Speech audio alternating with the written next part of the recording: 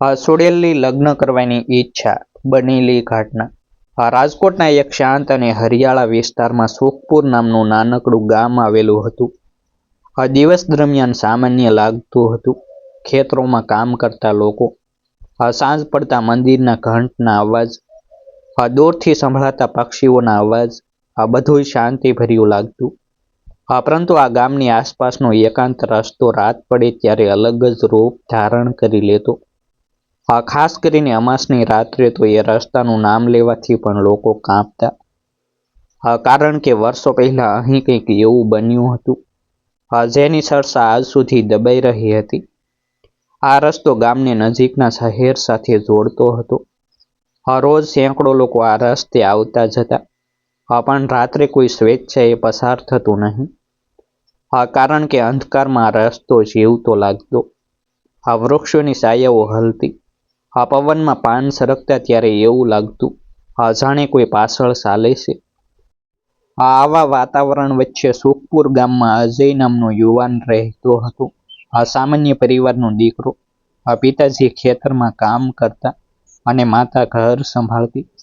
અજય શહેરની એક નાની કચેરીમાં નોકરી કરતો। રોજ સવારમાં બાઇક લઈને જતો અને સાંજે પરત આવતો। સીધો સ્વભાવ, કોઈ સાથે ઝઘડો નહીં, ઈશ્વર પર શ્રદ્ધા રાખતો। રોજ હનુમાન દાદાનું નામ લેતો। પરંતુ એ દિવસે કંઈક જુદું થવાનું હતું। એ વાતનો અણસાર પણ અજયને નહોતો। એ દિવસ અમાસનો હતો। આકાશમાં એક પણ તારો દેખાતો નહોતો। શહેરમાં કામ વધ્યું હોવાથી અજયને મોડું થઈ ગયું હતું।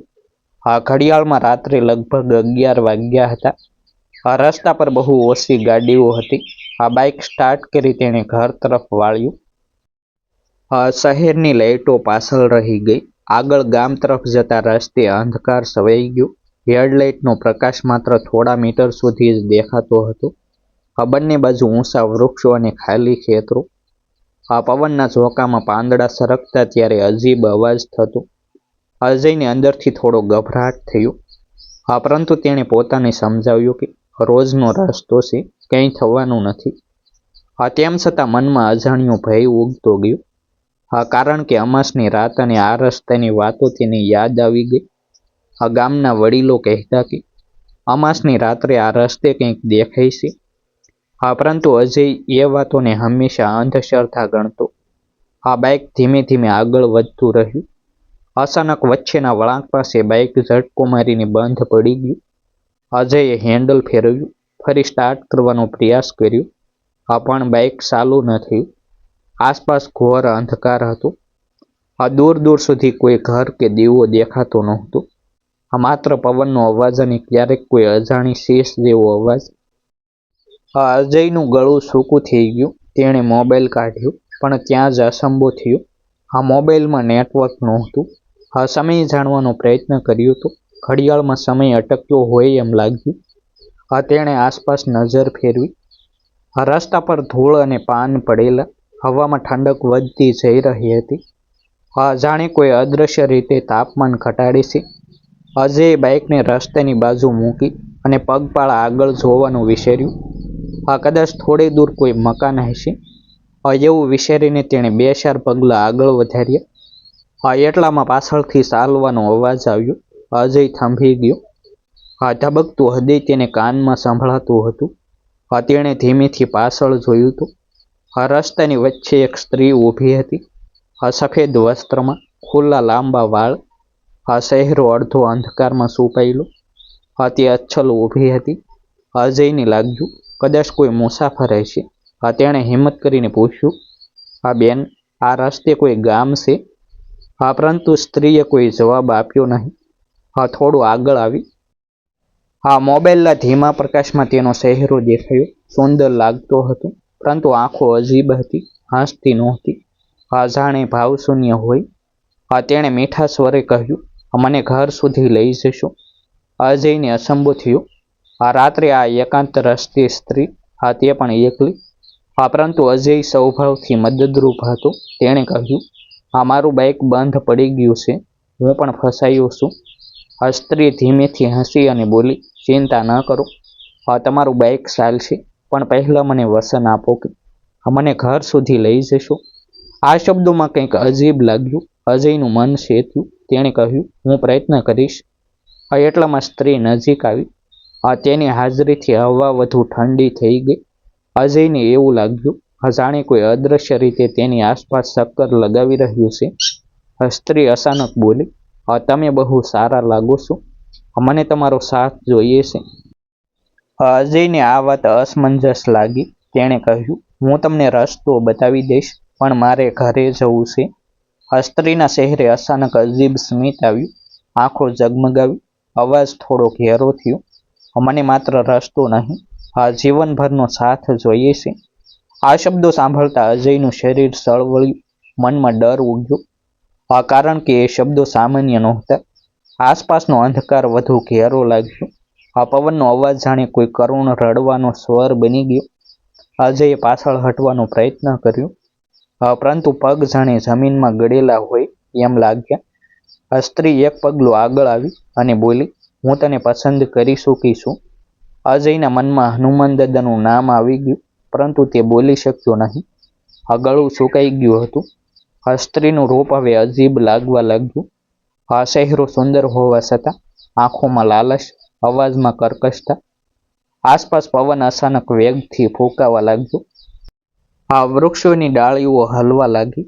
જાણે કોઈ અદૃશ્ય શક્તિ ત્યાં પ્રવેશી રહી હોય. અજયને લાગ્યું કે આ સામાન્ય સ્ત્રી નથી. આ રસ્તા વિશેની જૂની વાતો તેને યાદ આવી. લોકો કહેતા કે અહીં એક પ્રેત આત્મા ભટકે છે અને આજે તે સામે ઊભી છે. સ્ત્રી ફરી બોલી, મારી સાથે લગ્ન કર, નહીં તો તું આ રસ્તે જ રહેશે. આ શબ્દો ધમકી જેવા હતા. અજયના પગ કંપવા લાગ્યા. મનમાં પરિવાર, માતા, પિતા, ઘર બધું જ ફરી વળ્યું. તેણે હિંમત કરીને કહ્યું, હું અજાણી સ્ત્રી સાથે લગ્ન કરી શકતો નથી.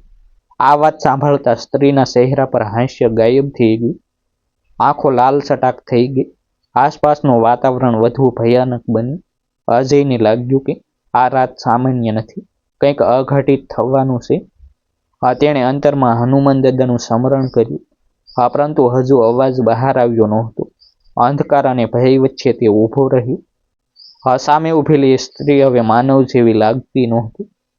અજયના મોઢેથી જ્યારે હું અજાણી સ્ત્રી સાથે લગ્ન કરી શકતો નથી એવા શબ્દો નીકળ્યા, ત્યારે સામે ઊભેલી સ્ત્રીનો ચહેરો એક ઝટકામાં બદલાઈ ગયો. હજી થોડી ક્ષણ પહેલા જે ચહેરો સામાન્ય સ્ત્રી જેવો લાગતો હતો, તે વિકૃત દેખાવા લાગ્યો. આંખો લાલ બની ગઈ. પલકો ઝબકતી બંધ થઈ ગઈ. હોઠ પર જે સ્મિત હતું તે જાણે કોઈ અદૃશ્ય હાથથી મિટાવી નાખવામાં આવ્યું હોય તેમ ગાયબ થઈ ગયું. અજયને એવું લાગ્યું જાણે હવામાં અચાનક આગ જેવી ગરમી છવાઈ ગઈ હોય. પવનનો અવાજ હવે સામાન્ય ન રહ્યો, પરંતુ કોઈ રડતી આત્માનો કરુણ સ્વર બની ગયો. વૃક્ષોની ડાળીઓ એકબીજા સાથે અથડાવા લાગી. રસ્તા પર પડેલા પાંદડા અચાનક ઉડીને અજયના પગ પાસે ગોળ ગોળ ફરી વળ્યા. એ સ્ત્રીનો અવાજ હવે મીઠો ન રહ્યો, તેમાં કર્કશતા આવી ગઈ. તેણે કહ્યું, તે મારી પસંદગી ઠુકરાવી દીધી. હવે તારે તેનો અંજામ ભોગવવો પડશે. અજયનું શરીર ડરથી થરથર કાંપવા લાગ્યું. તે પાછળ હટવા લાગ્યું. જાણે કોઈ અદૃશ્ય શક્તિ તેને ત્યાં જ બાંધી દીધો હોય. પગ હલતા નહોતા, હાથમાં શક્તિ રહી નહોતી. આંખો સામે અંધકાર.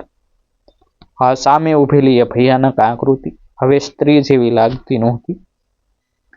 વાળ અચાનક ફેલાયેલા થઈ ગયા. ચહેરાની ચામડી ખેંચાઈ ગઈ હોય તેમ લાગ્યું. આંખોમાં એવો ક્રોધ હતો કે જાણે વર્ષો જૂનો બદલો લેવા ઊભી હોય. તેણે ધીમે ધીમે પોતાના જીવનની વાત શરૂ કરી. આ રસ્તા પર વર્ષો પહેલા મારા સાથે ઘોર અન્યાય થયો હતો. હું એક સામાન્ય સ્ત્રી હતી. લગ્ન માટે માનીને આવી હતી, પણ મને છેતરવામાં આવી. મારી જિંદગી આ જ રસ્તા પર સમાપ્ત થઈ. ત્યારથી હું અહીં ભટકું છું. જે પણ પુરુષ અમાસની રાત્રે આ રસ્તે એકલો આવે છે, તેને હું જીવનસાથી બનાવવા માંગુ છું. જે ઇનકાર કરે તેને હું છોડતી નથી. આ શબ્દો સાંભળતા અજયનું હૃદય વધુ ઝડપથી ધડકવા લાગ્યું. તેને સમજાઈ ગયું કે સામે ઊભેલી આ કોઈ સામાન્ય સ્ત્રી નથી. આ એ જ અશાંત આત્મા છે, જેના વિશે ગામના લોકો વાત કરતા, જેને લોકો સુડેલ તરીકે ઓળખતા. અજયના મનમાં એક જ વિચાર ફરતો હતો, હવે બસવાનો કોઈ રસ્તો નથી. તેણે ભાગવાનો પ્રયત્ન કર્યો, પરંતુ એ આકૃતિ એક ઝાટકામાં તેની સામે આવી ગઈ. જાણે પળમાં અંતર કાપી નાખ્યું હોય. તેણે હાથ લંબાવ્યો તો અજયને લાગ્યું જાણે કોઈ બર્ફીલો હાથ તેના ખભાને સ્પર્શી ગયો. આખા શરીરમાં સણસણાટી ફેલાઈ ગઈ. ગળામાંથી અવાજ નીકળતો બંધ થઈ ગયો. આંખોમાં આંસુ આવી ગયા. મનમાં માતા, પિતા, ઘર અને પોતાના બાળપણની યાદો ફરી વળી. સોડેલનો અવાજ હવે વધુ ઘેરો થયો. હવે તને અહીંથી કોઈ બસાવી શકશે નહીં. તું મારી સાથે જ રહેશે. આ બોલતા જ તેણે અજયને રસ્તાની બાજુ ખેંચવાનો પ્રયત્ન કર્યો. અજયના મનમાં એક ઝટકામાં હનુમાન દાદાનું નામ આવી ગયું. બાળપણથી માતાએ તેને શીખવાડ્યું હતું કે મુશ્કેલીમાં રામનું નામ લેવું, પણ ડરના કારણે અવાજ બહાર આવતો નહોતો. તે માત્ર મનમાં જ પ્રાર્થના કરતો રહ્યો. સોડેલે ફરીથી શીશ પાડી. અચાનક આસપાસ ધુમ્મસ છવાઈ ગયું. રસ્તો, વૃક્ષો અને બાઇક બધું ધૂંધળું દેખાવા લાગ્યું. જાણે આ જગતથી અલગ કોઈ ભયાનક જગતમાં તેને ખેંચી લઈ જવાતો હોય. અજયને લાગ્યું કે હવે અંત નજીક છે. એ ક્ષણે અજયે પોતાની અંદરની આખી શક્તિ એકઠી કરી. ગળામાં અટવાયેલા ડરને તોડી નાખી જોરથી બૂમ પાડી, હનુમાન દાદા, રામ, મારી રક્ષા કરો. આ શબ્દો અંધકારમાં ગૂંજ્યા. એ અવાજ સાથે જ આસપાસ કંઈક બદલાતું લાગ્યું. સોડેલ એક ક્ષણ માટે થંભી ગઈ. તેના ચહેરા પર અચાનક ભય છવાઈ ગયો. જાણે આ નામોએ તેને ઘાયલ કરી દીધી હોય. તેણે હાથ પાછો ખેંચ્યો. કાન પર હાથ મૂકીને કરુણ શીશ પાડી. આ નામ ન બોલ, આ નામ મને સળગાવે છે. અજયે હિંમત મેળવી અને ફરીથી જોરથી બોલ્યો, હનુમાન દાદા, રામ, હનુમાન દાદા, રામ. જેટલી વાર તે નામ બોલતો ગયો એટલી વાર સોડેલ પાછળ હટતી ગઈ. તેના શરીરમાંથી ધુમાડો નીકળવા લાગ્યો. જાણે અંદરથી આગ લાગી હોય. આસપાસની હવા ગરમ થવા લાગી. અંધકારમાં અજાણી ચમક દેખાવા લાગી. સોડેલ હવે બૂમાબૂમ કરતી હતી. તેનું રૂપ બદલાતું જઈ રહ્યું હતું. જે ચહેરો થોડી ક્ષણ પહેલા સુંદર લાગતો હતો, તે હવે ભયાનક બની ગયો. આંખોમાંથી જાણે સિંગારીઓ નીકળતી હોય તેમ લાગ્યું. શરીર કાળો ધુમાડો બનીને ફેલાવા લાગ્યું. અજય હજુ પણ એ જ નામ બોલતો રહ્યો. તેની આંખોમાં આંસુ અને મોઢે પ્રાર્થના. એ જ સમયે અચાનક એક તેજ પ્રકાશ થયો. જાણે કોઈ અદૃશ્ય શક્તિએ આ જગ્યા પર પ્રવેશ કર્યો હોય. સોડેલની શીશો અંધકારમાં ગૂંજતી રહી. થોડા ક્ષણોમાં તે ધુમાડામાં ફેરવાઈ ગઈ. ધુમાડો ધીમે ધીમે આકાશમાં ઉડી ગયો. રસ્તા પર ફરી શાંતિ છવાઈ ગઈ. અજય જમીન પર બેસી પડ્યો. આખું શરીર કંપતું હતું. શ્વાસ ઝડપથી ચાલતો હતો. મનમાં એક જ વિચાર હતો કે તે બસી ગયો છે. થોડા સમય સુધી તે ત્યાં જ બેઠો રહ્યો. આસપાસ જોયું તો રસ્તો ફરી સામાન્ય લાગતો હતો. પવનનો અવાજ હવે ભયાનક ન રહ્યો. વૃક્ષો શાંત ઊભા હતા. બાઇક પણ રસ્તાની બાજુ ઊભું હતું. પરંતુ અજય જાણતો હતો કે જે કંઈ બન્યું તે સામાન્ય નથી. તે એક એવી ઘટના હતી જે આખી જિંદગી તેને યાદ રહેવાની હતી. તેણે ફરી એક વખત હનુમાન દાદાનું નામ લીધું. હવે તેના મનમાં માત્ર એક જ ઈચ્છા હતી, કોઈ રીતે ઘરે પહોંચવું. આ રાતને પાછળ છોડવી. છોડેલ ભસ્મ થઈ ગયા પછી રસ્તા પર અચાનક અજીબ શાંતિ છવાઈ ગઈ. જાણે થોડા સમય પહેલા જે ભયાનક તોફાન ઉઠ્યું હતું તે ક્યારેય થયું જ ન હોય. અજય જમીન પર બેસી ગયો હતો. શરીરમાં હજી પણ કંપન હતું. હાથ પગ ઠંડા પડી ગયા હતા. આંખોમાં આંસુ હતા. મોઢેથી વારંવાર હનુમાન દાદા અને રામનું નામ નીકળતું હતું. થોડા સમય સુધી તે ત્યાં જ બેઠો રહ્યો, કારણ કે ઊભા થવાની શક્તિ નહોતી રહી. જ્યારે મન થોડું સ્થિર થયું ત્યારે તેણે આસપાસ નજર કરી. વૃક્ષો શાંત ઊભા હતા. પવન હવે ભયજનક ન રહ્યો. રસ્તો ફરી સામાન્ય લાગતો હતો. જાણે કંઈ બન્યું જ ન હોય.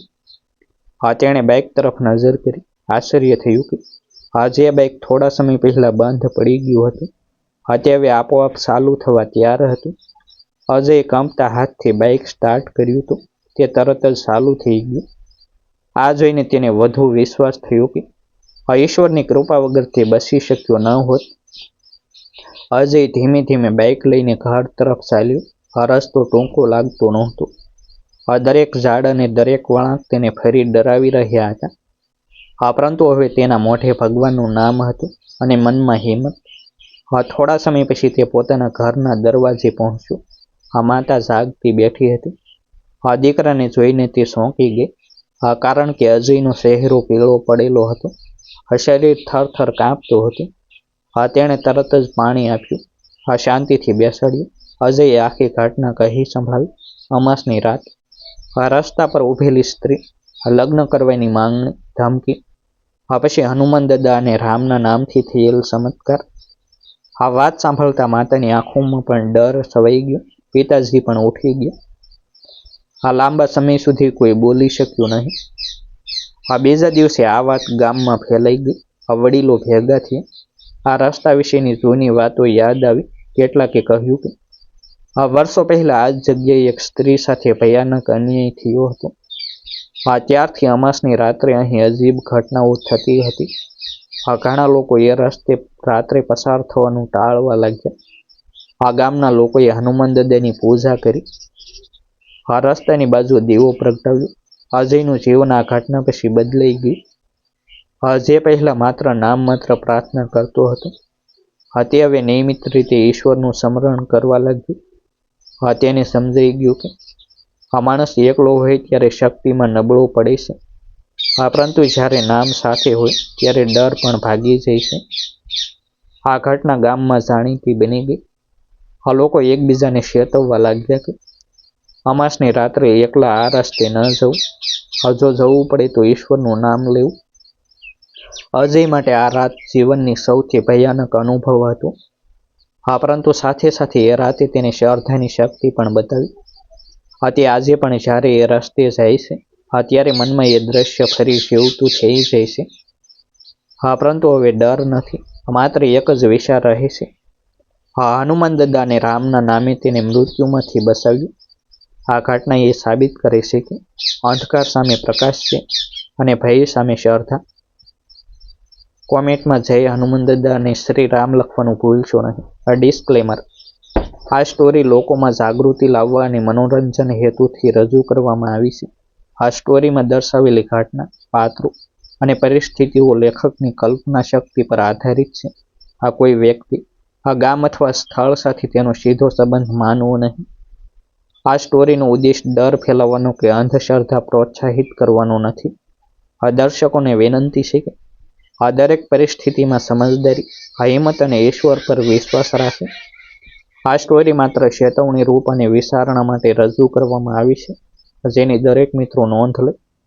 એક ખાસ નોટ: આ સ્ટોરી અમારી બીબી ગુજરાતી સ્ટોરી ચેનલની ઓરિજિનલ રચના છે.